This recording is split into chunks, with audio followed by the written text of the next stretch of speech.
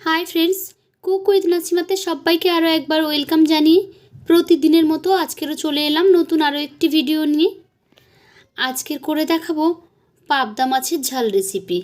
সর্ষে বাটা দিয়ে পাবদা মাছের ঝাল রান্না করেছি আর সেটাই শেয়ার করছি আপনাদের সঙ্গে। তাহলে চলুন রেসিপিটা একবার দেখে নিন।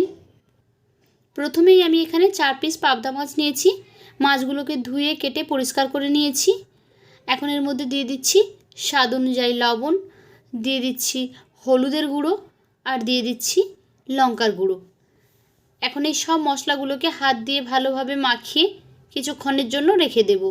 যদি হাতে সময় থাকে 5 মিনিট রেখে দেবেন, তা না হলে সঙ্গে সঙ্গে আপনারা এটাকে ফ্রাই করে নিতে পারেন। এখন গ্যাসে একটি কড়াই বসিয়ে দিয়েছি, দিয়ে দিচ্ছি আমি পরিমাণ মতো সর্ষে তেল। মাছ রান্নাটা সর্ষে তেলেই করব। এখন যে মাছগুলো ম্যারিনেট করে রেখেছিলাম সেগুলোকে এর মধ্যে দিয়ে দিচ্ছি। আমি দু পিস একসঙ্গে করে ভেজে নিচ্ছি যাতে করে ভেঙে না যায়। এখন একটা মিক্সিং জারের মধ্যে দিয়ে দিলাম 1 চামচ সর্ষে, 1 চামচ পোস্ত, দিয়ে দিলাম 5টা কাঁচা লঙ্কা, সেই সঙ্গে এখানে দিয়ে দিচ্ছি আমি 1/4 চামচ মতো লবণ আর দিয়ে দিলাম 1 চামচ সর্ষে তেল। এখন অল্প একটু জল দিয়ে এটাকে একটা পেস্ট বানিয়ে নেব। সর্ষেতে যদি লবণ দিয়ে পেস্ট করেন তাহলে কিন্তু এটা তেতো হবে না যতক্ষণই আপনি রেখে দেন না কেন। এখন মাছগুলো একটা সাইড ভাজা হয়ে গেছে, এবার আমি উল্টে দিচ্ছি। দুটো সাইড যখন সুন্দর করে ভাজা হয়ে যাবে তখন এগুলোকে আমরা উঠিয়ে নেব। এখন দেখুন এটা ভাজা হয়ে গেছে, আমি তুলে নিচ্ছি। তো একই রকমভাবে আরও যে 2 পিস মাছ রয়েছে সেটাকে আমি এখানে ফ্রাই করে নেব। তারপর ওই একই তেলের মধ্যেই দিয়ে দিচ্ছি পেঁয়াজ বাটা। এখন তেলের মধ্যে কিছুক্ষণ পেঁয়াজটাকে নাড়াচাড়া করে নিচ্ছি। কিছুক্ষণ পেঁয়াজটা নাড়াচাড়া করার পর দিয়ে দিলাম 1 চামচ আদা রসুনের বাটা। একটু নাড়াচাড়া করে নিয়ে দিয়ে দিলাম আধা চামচ হলুদের গুঁড়ো আর সেই সঙ্গে এখানে দিয়ে দিচ্ছি আমি 1/4 চামচ কাশ্মীরি লঙ্কার গুঁড়ো, যাতে সুন্দর একটা কালার আসে। রান্নাটা আমরা মূলত কাঁচা লঙ্কা দিয়ে রান্না করছি, সেই জন্য তরকারিটার রঙটা একটু সাদা হতে পারে, তাই এখানে একটু কাশ্মীরি লঙ্কার গুঁড়ো ব্যবহার করলাম।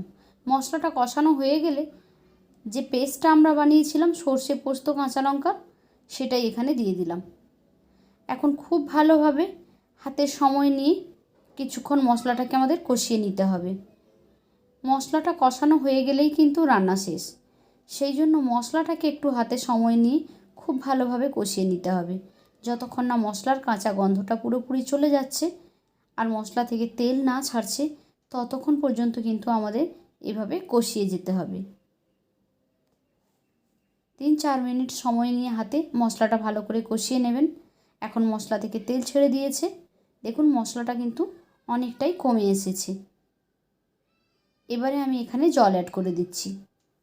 গ্রেভিটা যেমন রাখতে চান সেই অনুপাতে এখানে জলটা অ্যাড করে দেবেন। তারপর আমরা মাছগুলো এখানে অ্যাড করে দিচ্ছি।